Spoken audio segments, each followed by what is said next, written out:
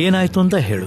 ಮಕ್ಕಳೆಲ್ಲರ ಜೊತೆ ಸೇರಿ ನಾನು ಕೂಡ ಮಾಡಿ ಮೇಲೆ ಗಾಳಿಪಟ ಹಾರಿಸ್ಬೇಕಾದ್ರೆ ನನ್ನ ತಾಳಿ ಒಂದು ಹೂ ಕುಂಡಕ್ಕೆ ತಾಗಿ ಏನು ಅಂದ್ರೆ ವಸಂತ ವಸಂತ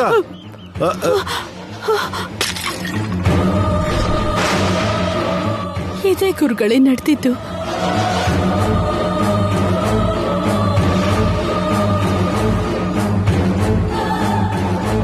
ಆ ಕ್ಷಣದಿಂದ ನನ್ನ ಮನಸ್ಸಿಗೆ ಯಾಕೋ ಬೇಡದಿರೋ ಯೋಚನೆ ಬರ್ತಿದೆ.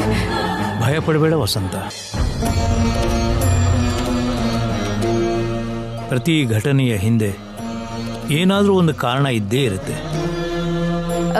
ಹೀಗೆ ನಡೆಯೋದ್ರ ಹಿಂದೆ ಯಾವ ರೀತಿ ಕಾರಣ ಇರಬಹುದು ಗುರುಗಳೇ? ಏನಾದರೂ ಆಗಿರಬಹುದು.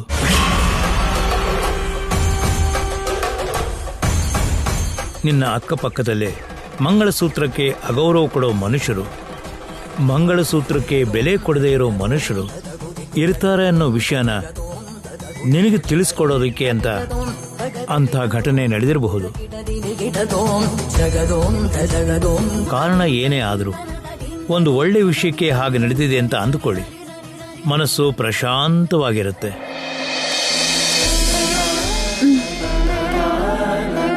ಹಾಗಾದ ತಕ್ಷಣನೇ ತಡ ಮಾಡದೇನೆ ಆಶ್ರಮಕ್ಕೆ ಬಂದಿರೋದ್ರಿಂದ ಎಲ್ಲ ಒಳ್ಳೇದೇ ಆಗತ್ತಮ್ಮ.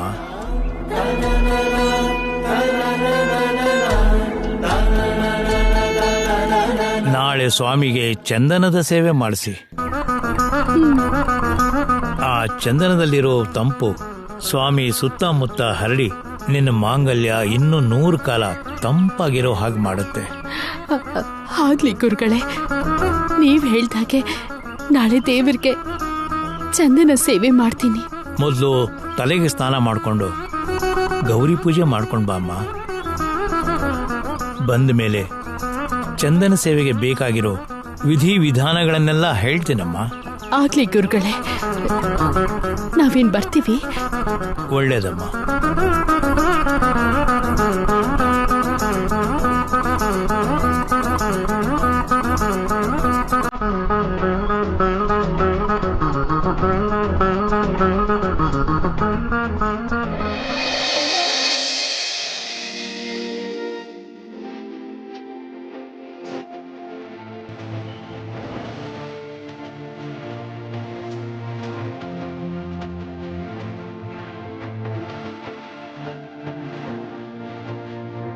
ಯಾಕೆ ಕ್ಷಮ ಹಾಗೆ ನಿಂತ್ಬಿಟ್ಟೆ?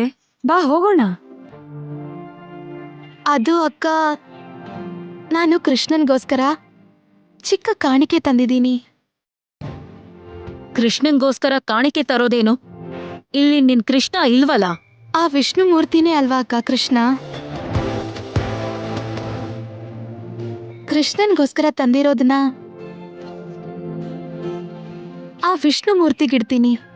ಇಲ್ ನೋಡು, ಹೀಗೆ ಗಂಟಿಟ್ಕೊಂಡಿರೋದಕ್ಕೆ ಇದು ನಮ್ಮ ಮನೆ ಅಲ್ಲ, ಆಶ್ರಮ. ಇಂಥ ಹುಚ್ಚುಚ್ಚು ಕೆಲಸ ಮಾಡಿದ್ರೆ ಗುರುಗಳಿಗೆ ಕೋಪ ಬರುತ್ತೆ. ನಡಿ. ನಿಲ್ಲಮ್ಮ.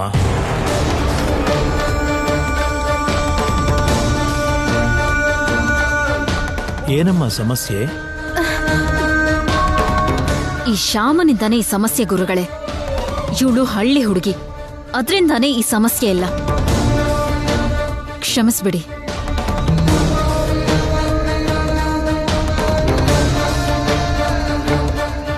ಏನಮ್ಮ ಆ ಗಂಟಿನಲ್ಲಿ ಏನಿದೆ? ಕೃಷ್ಣನ್ಗೋಸ್ಕರ ಅವನಿಗಿಷ್ಟ ಆಗಿದ್ನೇ ತಂದಿದ್ದೆ ಗುರುಗಳೇ.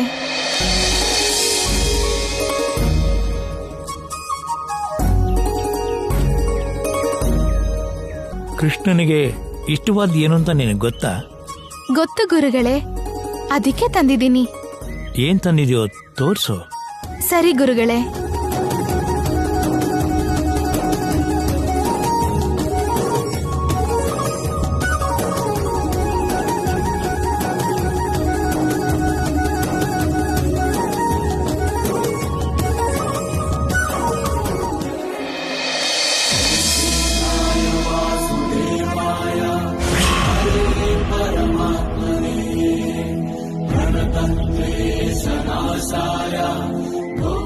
ಇವಳು ತುಂಬಾ ಓವರ್ ಆಗಾಡ್ತಿದ್ದಾಳೆ.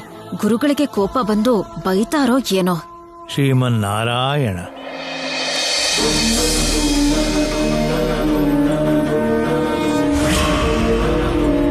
ಈ ಅವಲಕ್ಕಿ ಬೆಲ್ಲ ಕೊಟ್ಟಿದ್ದಕ್ಕೆ ಅಲ್ವಾ ಆ ಕೃಷ್ಣ ಕುಚೇಲನಿಗೆ ಅಷ್ಟೈಶ್ವರ್ಯ ಕೊಟ್ಟಿದ್ದು? ಹೌದು ಗುರುಗಳೇ. ನೀನು ಕೂಡ ಅಂಥ ಐಶ್ವರ್ಯಕ್ಕೆ ಆಸೆ ಪಟ್ಟು ಅವಲಕ್ಕಿ ಬೆಲ್ಲ ತಂದ್ಯಾ? ಕೃಷ್ಣನ ಆಶೀರ್ವಾದಕ್ಕೂ ಹೆಚ್ಚಿನ ಐಶ್ವರ್ಯ ಏನಿದೆ ಗುರುಗಳೇ? ಕೃಷ್ಣನ ಆಶೀರ್ವಾದ, ಅವನ್ ಸಹವಾಸ ಬಿಟ್ರೆ ನನಗೇನು ಬೇಕಾಗಿಲ್ಲ. ಮತ್ತೆ ಇನ್ಯಾವ ಆಸೆಯಿಂದ ತಗೊಂಡ್ ಬಂದೆ? ನನ್ನ ಅತ್ತೆಗಿರೋ ಭಯ ಹೋಗ್ಬೇಕು, ಅವ್ರ ಮಾಂಗಲ್ಯ 100 ವರ್ಷ ಗಟ್ಟಿಯಾಗಿರ್ಲಿ ಅಂತ ಬೇಡ್ಕೊಂಡು ಇದನ್ ತಂದಿದ್ದೀನಿ.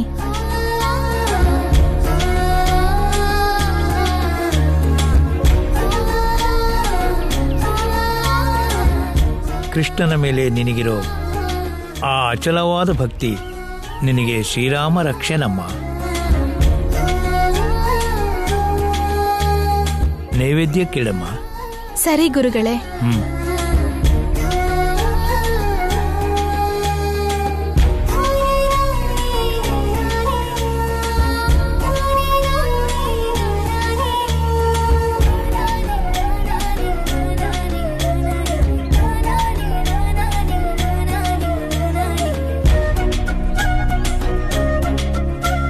ಹೋಗಿ ಬನ್ನಿ.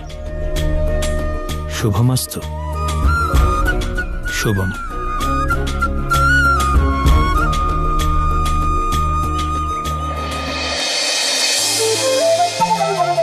ನಾರಾಯಣ, ಶ್ರೀಮನ್ನಾರಾಯಣ.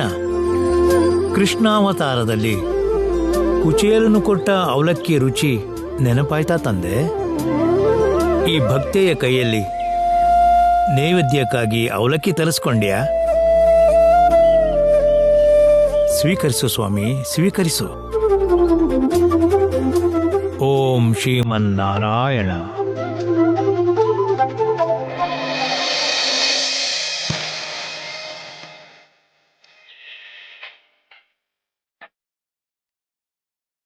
ವಸಂತ, ನೀನ್ ಬೇಗ ಹೋಗಿ ತಲೆಗೆ ಸ್ನಾನ ಮಾಡ್ಕೊಂಬಂದ್ರೆ ಗೌರಿ ಪೂಜೆ ಶುರು ಮಾಡ್ಬೋದು. ಸರಿ ರೀ. ವೈದೇಹಿ, ಗೌರಿ ಪೂಜೆ ಏರ್ಪಾಟ್ ನೋಡು. ಎಲ್ಲ ತಯಾರಿನೂ ಶ್ಯಾಮ ಮಾಡ್ತಿದ್ದಾಳೆ ಮಾವ. ಶ್ಯಾಮ.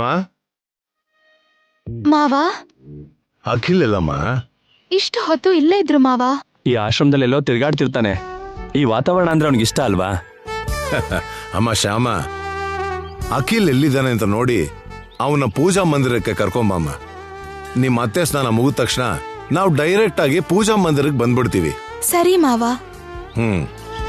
ಅಕ್ಕ, ಎಲ್ಲಿರ್ತಾರೆ ಇವರು?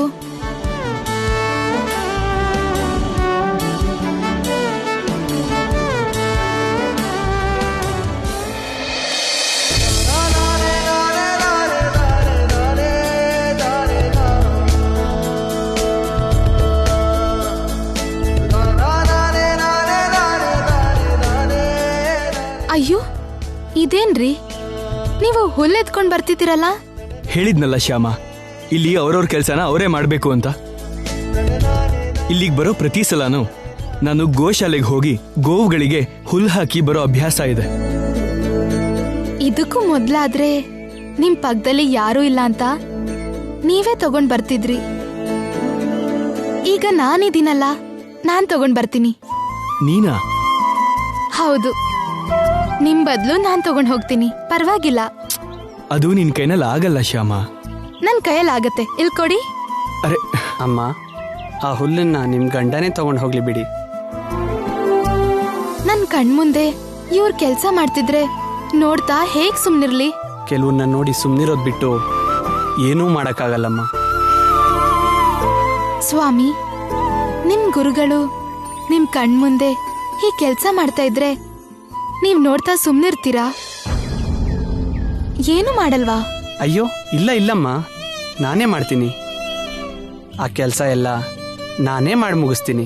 ಯಾಕೆ ಹಾಗೆ ಮಾಡ್ತೀರಾ? ಯಾಕೆ ಅಂದ್ರೆ ಅಮ್ಮ, ಗುರುದೇವೋ ಭವ ಅಂತಾರಲ್ಲ, ಅಂದ್ರೆ ಗುರುಗಳು ದೇವರಿಗೆ ಸಮಾನ ಅಂತ ಅರ್ಥ. ಪತಿ ದೇವ್ರು ಅಂತಾನೂ ಹೇಳ್ತಾರಲ್ಲ, ಅಂದ್ರೆ ಗಂಡ ದೇವ್ರಿಗೆ ಸಮಾನ ಅಂತಲ್ವ ಅರ್ಥ?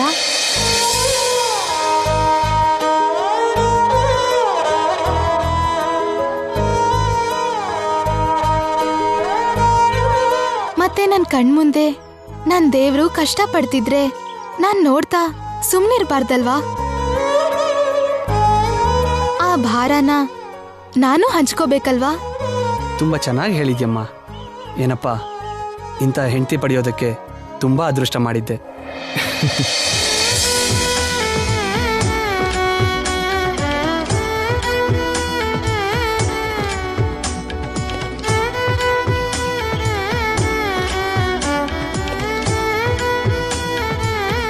ಕೊಡಿ.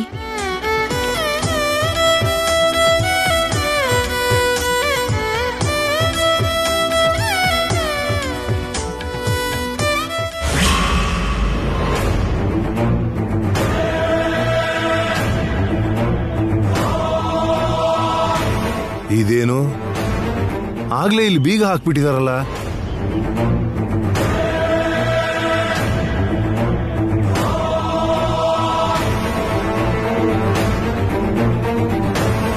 ಓ, ಅಲ್ಲಿ ಗುರುಗಳು ಶಿಷ್ಯ ಬರ್ತಿದ್ದಾರೆ, ಅವ್ರನ್ನ ಕೇಳೋಣ. ಬೀಗ ತೆಗಿತಾರೆ. ಸ್ವಾಮಿ, ಗುರುಗಳು ನಮ್ಮ ಆಕೆನ ಗೌರಿ ಪೂಜೆ ಮಾಡ್ಕೊಂಬ ಅಂತ ಹೇಳಿದ್ರು. ಇಲ್ಲಿ ಬಂದು ನೋಡಿದ್ರೆ ಬೀಗ ಹಾಕಿದೆ. ಸ್ವಲ್ಪ ಬೀಗ ತೆಗಿತೀರಾ? ಕ್ಷಮಿಸಿ, ಇಲ್ಲಿ ಯಾವ ಸಮಯಕ್ಕೆ ಏನಾಗಬೇಕೋ ಆ ಸಮಯಕ್ಕೆ ಅದು ಆಗ್ತಿರುತ್ತೆ. ಬೆಳಿಗ್ಗೆ ಪೂಜಾ ಕಾರ್ಯಕ್ರಮ ಎಲ್ಲ ಪೂರ್ತಿಯಾಗಿ ಒಂದ್ಸಲ ಬೀಗ ಹಾಕಿದ್ಮೇಲೆ ಮತ್ತೆ ಸಂಜೆವರೆಗೂ ಪೂಜಾ ಮಂದಿರದ ಬೀಗ ತೆಗೆಯೋ ಹಾಗಿಲ್ಲ. ಗುರುಗಳು ಒಪ್ಕೊಳ್ಳೋದಿಲ್ಲ. ಇದೇನು ಗುರುಗಳೇ ಗೌರಿ ಪೂಜೆ ಮಾಡ್ಕೊಂಡ್ ಬನ್ನಿ ಅಂದ್ರು, ಇವ್ರು ನೋಡಿದ್ರೆ ಹಾಕಿರೋ ಬೀಗನ ಓಪನ್ ಮಾಡೋದಿಕ್ಕೆ ಸಾಧ್ಯ ಇಲ್ಲ ಅಂತಿದ್ದಾರೆ. ಪೂಜೆ ಮಂದಿರ ಮುಚ್ಚೋ ಸಮಯದಲ್ಲೇ ಗೌರಿ ಪೂಜೆ ಮಾಡಿ ಅಂತ ಗುರುಗಳು ಹೇಗಂದ್ರೋ ನಂಗಂತೂ ಅರ್ಥ ಆಗ್ತಿಲ್ಲ. ವಸಂತ, ಗುರುಗಳು ಒಂದು ಮಾತು ಹೇಳಿದ್ರು ಅಂದ್ರೆ ಅದಕ್ಕೊಂದು ಅರ್ಥ ಪರಮಾರ್ಥ ಇರುತ್ತೆ. ಹಾಗಾದ್ರೆ ಇದ್ರ ಅರ್ಥ ಏನಿರ್ಬೋದು? ಗೌರಿ ದೇವಿನ ಇಲ್ದೆ ಗೌರಿ ಪೂಜೆ ಹೇಗ್ ಮಾಡೋದು? ಅದು ಅಲ್ಲದೆ ಈ ಪೂಜೆ ನನ್ ಮಾಂಗಲ್ಯಕ್ಕೆ ಸಂಬಂಧಪಟ್ಟಿರೋ ಪೂಜೆ.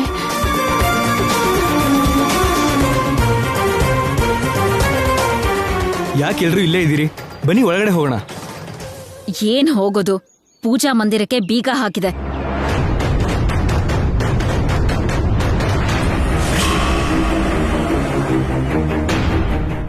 ಸಂಜೆವರೆಗೂ ಇವ್ರು ಇದನ್ನ ಓಪನ್ ಮಾಡಲ್ವಂತೆ. ಗೌರಿ ಪೂಜೆ ಹೇಗ್ ಮಾಡೋದು ಮತ್ತೆ? ಅದೇ ಅರ್ಥ ಆಗ್ತಿಲ್ಲ. ಗುರುಗಳು ಹೇಳಿರೋ ಹಾಗೆ ಗೌರಿ ಪೂಜೆ ಮುಗಿಸಿ ಅವ್ರ ಹತ್ರ ಹೋಗ್ತಾ ಇದ್ರೆ ಅವ್ರಿಗೆ ಕೋಪ ಬರುತ್ತೇನೋ. ಹೀಗೇನ್ ಮಾಡೋದು? ಹೋಗ್ಲಿ, ಒಂದು ಕೆಲಸ ಮಾಡೋಣ ಅತ್ತೆ. ಗುರುಗಳ ಹತ್ರ ಹೋಗಿ ಹೀಗೆ ಪೂಜೆ ಮಂದಿರಕ್ಕೆ ಬೀಗ ಹಾಕಿದೆ, ಅದಕ್ಕೆ ಗೌರಿ ಪೂಜೆ ಮಾಡೋಕ್ಕಾಗ್ತಿಲ್ಲ ಅಂತ ಹೇಳೋಣ. ಹೇಳ್ಬಾರ್ದು, ಗುರುಗಳಿಗೆ ಹಾಗೆ ಹೇಳ್ಬಾರ್ದು. ಗುರುಗಳು ಹೇಳಿದ್ದನ್ನ ಮಾಡ್ಬೇಕೇ ಹೊರತು ಅದನ್ನ ಮಾಡದೇ ಇರೋದಕ್ಕೆ ಕಾರಣಗಳನ್ನ ಹೇಳ್ಬಾರ್ದು. ಮತ್ತೀಗ ಗೌರಿ ಪೂಜೆ ಹೇಗ್ ಮಾಡೋದು? ನಂಗೀಗ ಏನ್ ಮಾಡ್ಬೇಕು ಅಂತಾನೆ ಅರ್ಥ ಆಗ್ತಿಲ್ಲ. ತುಂಬಾ ಗಾಬರಿ ಆಗ್ತಿದೆ. ನೀವೇನು ಗಾಬರಿ ಆಗ್ಬೇಡಿ.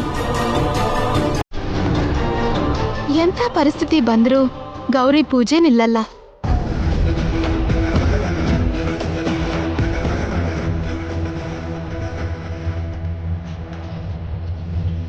ಹೇಗಾದ್ರೂ ಅತ್ತೆ ಕೈಲಿ ಈ ಪೂಜೆ ಮಾಡಿಸ್ಬೇಕು.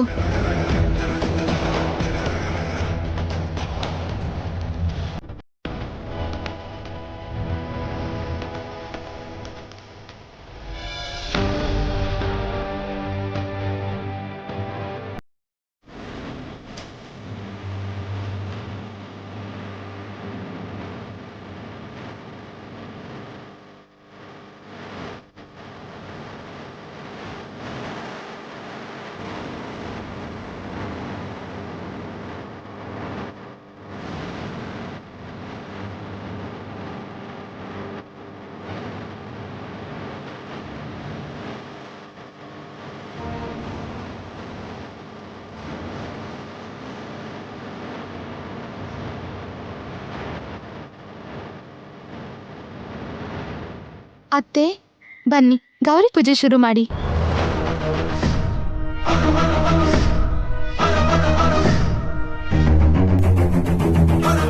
ಅಮ್ಮನವರು ಇಲ್ಲಿರ್ಬೇಕಾದ್ರೆ ಪೂಜೆ ಎಲ್ ಮಾಡ್ಬೇಕು? ನಿಮ್ಗೋಸ್ಕರ ನಾನು ಪ್ರತ್ಯೇಕವಾಗಿ ಅಮ್ಮನವ್ರನ್ನ ತಗೊಂಡ್ ಬಂದೆ. ಬನ್ನಿ ಅತ್ತೆ.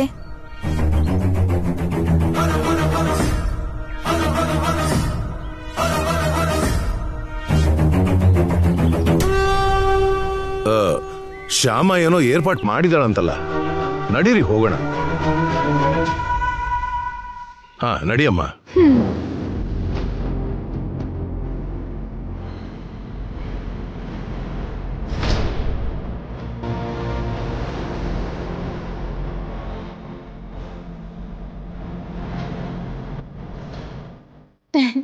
ಅಲ್ಲಿ ನೋಡಿ ಅತ್ತೆ, ಗೌರಿ ದೇವಿ ನೋಡಿ.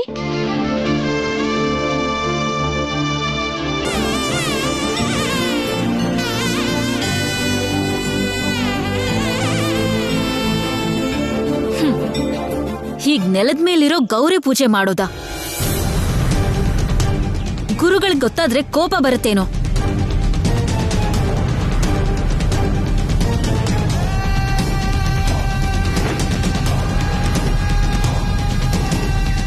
ಅದ್ರಲ್ಲೂ ಇದು ಅತ್ತೆಯವರ ಮಾಂಗಲ್ಯ ಬಲಕ್ಕೋಸ್ಕರ ಮಾಡ್ತಿರೋ ಪೂಜೆ. ಎಲ್ ಬೇಕೋ ಅಲ್ಲಿ ಮಾಡ್ಬೋದೋ ಇಲ್ವೋ? ಮಾಡ್ಬೋದಕ್ಕ, ಹೀಗೆ ಗೌರಿ ಪೂಜೆ ಮಾಡ್ಬೋದು.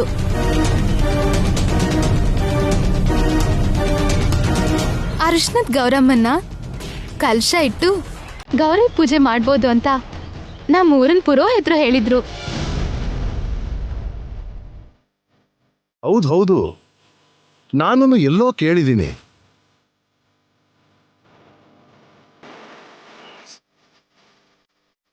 ಹಾಗಾದ್ರೆ ಇನ್ ತಡ ಯಾಕೆ ಅತ್ತೆ? ಪೂಜೆ ಶುರು ಮಾಡಿ. ಸರಿ ವೈದೇಹಿ.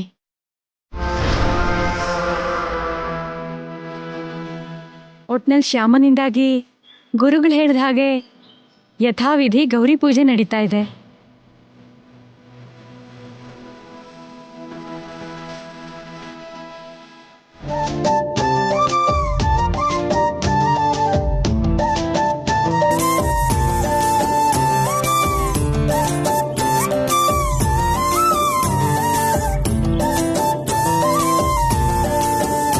ಅಮ್ಮ ಗೌರಮ್ಮ, ನನ್ನ ಮಾಂಗಲ್ಯಕ್ಕೆ ಯಾವ ರೀತಿ ತೊಂದರೆ ಆಗದೆ ಇರೋ ಹಾಗೆ ನೀನೇ ಕಾಪಾಡಬೇಕು ತಾಯಿ, ನೀನೇ ಕಾಪಾಡಬೇಕು.